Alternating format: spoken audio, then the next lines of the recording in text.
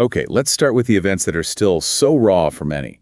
October 7th, 2023. A truly devastating attack in Israel. We're talking about around 2,000 Israeli civilians killed. And the hostages. 251 people taken, and the status of more than 100 is, well, it's still unknown. Exactly. The world reacted with shock initially, but almost immediately that shock turned into, well, deep division.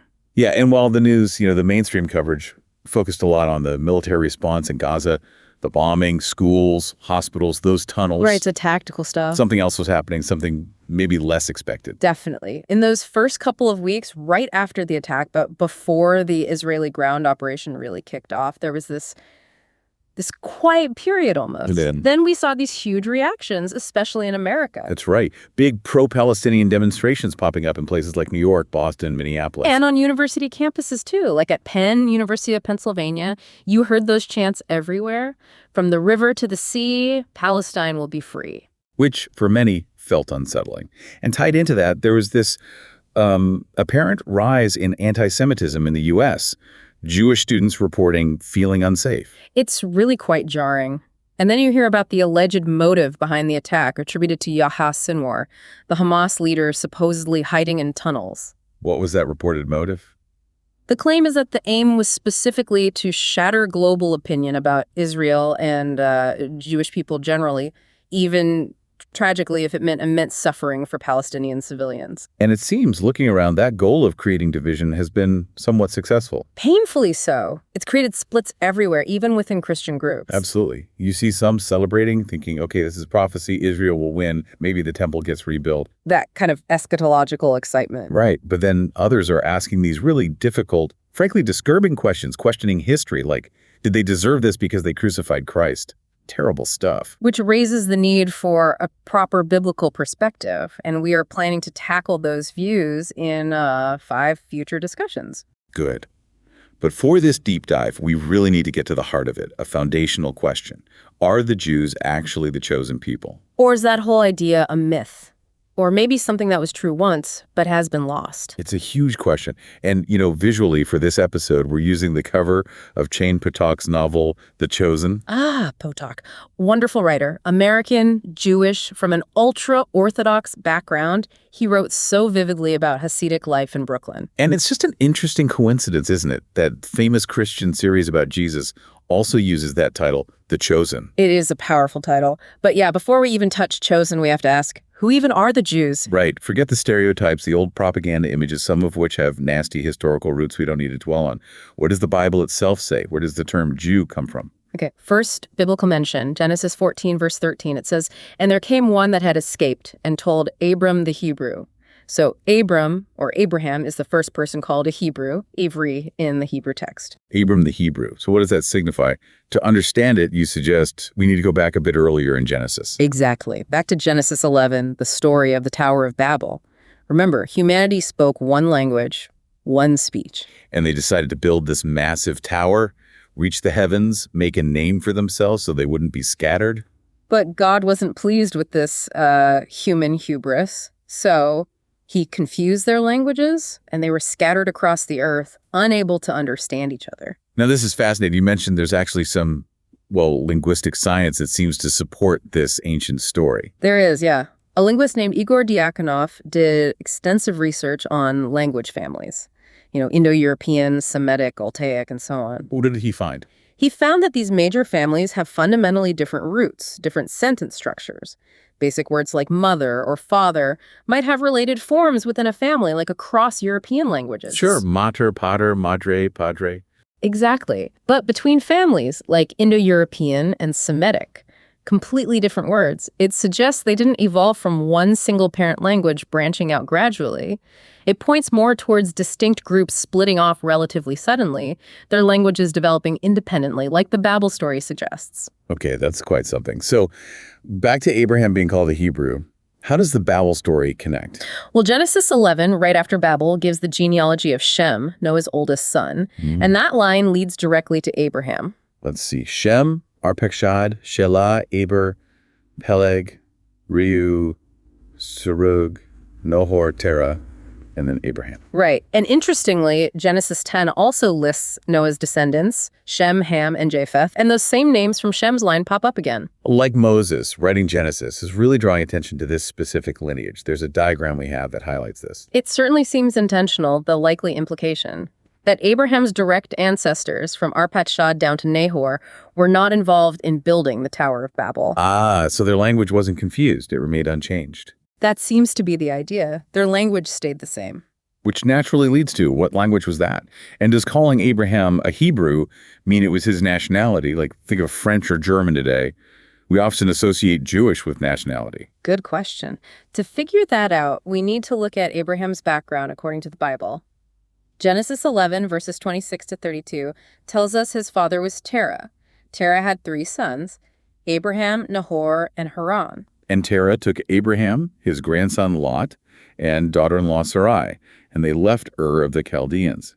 But they didn't go all the way to Canaan initially, right? They stopped and settled in Haran. Exactly. If you look at a map of Mesopotamia, modern Iraq, with the Tigris and Euphrates rivers, Ur is down south. It's a known archaeological site. So Terah traveled north along the Euphrates, but stopped in Haran, which is further north.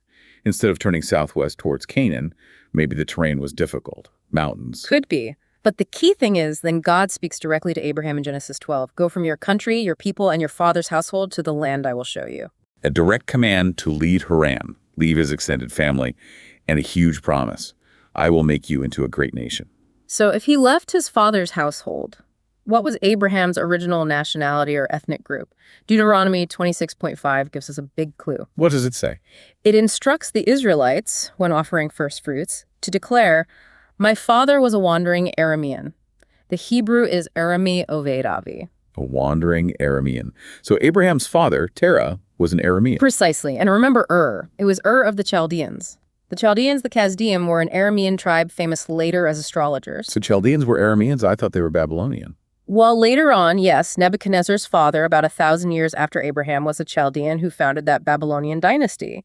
But fundamentally, the Chaldeans were a southern Aramean tribe. You also had northern Arameans in Syria. They spoke dialects of the same language, Aramaic. Mesopotamia was their heartland. So Abraham's family spoke Aramaic. This whole region was incredibly mixed, wasn't it? Absolutely, always has been. Think about modern Israel even. You have Jewish people, obviously, but also Druze who speak Arabic, serve in the army, are loyal citizens. And face persecution elsewhere in the Arab world. Exactly. You have Bedouins, also serving in the IDF. Circassians, too. Israel is a Jewish state, yes, but it's democratic and multinational. Back then, you had Sumerians living alongside Chaldeans in the south. It was a melting pot. So Terah was an Aramean. His ancestors, descendants of Shem, who didn't build the tower, likely spoke Aramaic. Seems very likely. And Abraham, leaving his Aramaic-speaking father's house, probably took other Arameans with him, like his servant Eliezer, who the Bible later calls Eliezer of Damascus. Damascus being a major Aramean city. Right. So Abraham, an Aramean, follows God's call to Canaan with the promise that God will make another nation out of him there. Okay, but why this specific geography? Move from Ur, stop in Haran, then God insists on Canaan. Why Canaan? Look at the map again. Think about the ancient empires, Babylon, Assyria to the east and north, Hittites in Asia Minor, Egypt to the southwest. And that massive Arabian desert in the middle, basically impassable for large groups or armies. Correct. So any major trade route, any military campaign going between Egypt and Mesopotamia or between Asia Minor and Egypt had to pass through that narrow strip of land along the Mediterranean coast. Canaan. The land bridge. Precisely. God seems to have strategically placed Abraham's descendants right at the crossroads of the ancient world. Why? So they could be a witness. A witness to what? To the truth about the one true God, the Creator, proclaiming it to all the nations passing through on those trade routes. That puts a whole new light on it. Okay, so let's finally get back to that word, Hebrew, Ivri. You said it comes from a root word, avar. Yes, avar. It means to cross over, or one who has crossed over. Crossed over what?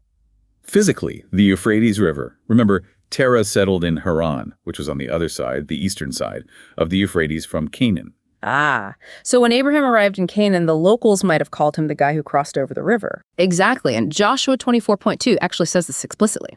Joshua tells the people, "Thus says the Lord, the God of Israel, long ago your fathers lived beyond the Euphrates, Terah, the father of Abraham and of Nahor, and they served other gods." Beyond the Euphrates. So Hebrew initially might have just meant the man from beyond the river. Geographically, yes. But there's almost certainly a deeper meaning. Which is? Crossing over not just a river, but crossing over from something to something else. Crossing over from paganism, from serving other gods, as Joshua just said Terah did. Crossing over to follow the path and the will of the one true God. Precisely.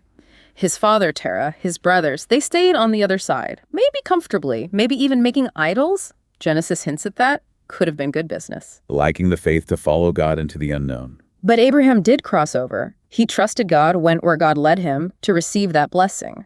So Ivri Hebrew isn't just a geographical tag or a modern nationality. It's an identity. Belonging to God. Willing to cross over and follow him. That's how God's people started. That's the foundation. Which leads us again to that mystery. What does it mean to be chosen? But honestly, especially after the Holocaust, after 6 million Jews were murdered because they were seen as this other, my conviction is that no Jew I know, however religious, wants to be seen as part of some kind of superior race. Yeah. That idea is horrific. Absolutely. So if it's not about superiority, what is the advantage? The Apostle Paul tackles this directly in Romans. Romans chapter 3, right? Yeah. Verses 1 and 2. Yes. He asks, what advantage then is there in being a Jew? Or what value is there in circumcision? And his answer. Much in every way. First of all, they have been entrusted with the very words of God. Entrusted with the words of God, Yeah. the oracles. That's the primary advantage Paul sees. It's huge. They received God's revelation, the Hebrew Bible. And connected to that is the Hebrew language itself. The language they spoke, the language, the Torah, and most of the Old Testament was written in. Yes. I think of Aryeh Vudka, an Israeli writer and Torah teacher. In the 1950s Soviet Union, he wrote Hebrew as his native language on a form. They saw it as Zionism and sentenced him to 7 years in prison, just for naming his language. Incredible. The language of Moses, Joshua, Samuel, Isaiah, Jeremiah, Ezekiel, all the prophets. And think about preserving those words. The printing of the Hebrew Bible is a story in itself. The first full printed edition, the Rabbinic Bible, came out around 1512. And that edition was crucial, wasn't it? Martin Luther used it for his German translation of the Old Testament. He did, which fueled the Reformation. But the story of how it got printed is amazing. Tell us. The idea came from a man named Felix Pratensis, or Felisa de Prado. He was a Portuguese Jew who converted to Catholicism, became a Benedictine monk. A monk wanted to print the Hebrew Bible. He desperately wanted to, but his monastery couldn't afford such a massive project. Copying manuscripts was laborious and expensive. So how did it happen? He eventually found Daniel Bomberg, a Dutch Protestant printer working out of Venice. A Catholic monk and a Protestant printer collaborating in Venice. Indeed. But they needed accurate Hebrew manuscripts and someone who could prepare them for the printing press. Who did they find? A friend of Bomberg's back in Holland, Rabbi Jacob ben Chaim ibn Adonijah. He located the manuscripts and undertook the years of painstaking work in Italy to get them ready. That's dedication. And amazingly, this whole project got an imprimatur official permission from the Pope. He clearly didn't foresee how it would contribute to the Reformation. Talk about unintended consequences. But here's the most incredible part. After spending years deeply immersed in these Hebrew scriptures, Rabbi Jacob ben Chaim, Yes. he became convinced that Jesus was the Messiah and converted to Christianity. Wow. Just from working on the text. It seems so. And it reminds me of a modern story I heard, testimony from a man named Alex Blender. What happened with him? His father was a rabbi, and he was studying to be one too. His teacher took him to meet the chief rabbi of Israel. Blender brought his Tanakh, his Hebrew Bible. Okay. The chief rabbi saw the book and warned him, "Be careful with that, son, or you might become a Christian." And did he? He did. That's exactly what happened to him. There's a power in those words. And then there's the discovery of the Dead Sea Scrolls. Yeah. Relatively recently. Yes, dating back to the 2nd century BCE. Found after the State of Israel was established using modern archaeology and science. And they're significant. They completely blew away those 19th century critical theories that claimed the Bible was just made up by Christians much later, in the Middle Ages. Here was proof. Physical manuscripts from before Christ, matching the texts we already had. So wrapping this part up, the idea of being chosen. What's the conclusion? It seems God didn't choose the Jews to be some master race looking down on everyone else. That's a dangerous distortion. Instead, God chose Abraham and his descendants to be the people through whom his divine revelations would be recorded, preserved faithfully in their original language, Hebrew. And eventually translated and spread worldwide, like we see today. Exactly. They were chosen to be custodians and witnesses of God's word, proving its truth and historicity across millennia. That shifts the focus entirely.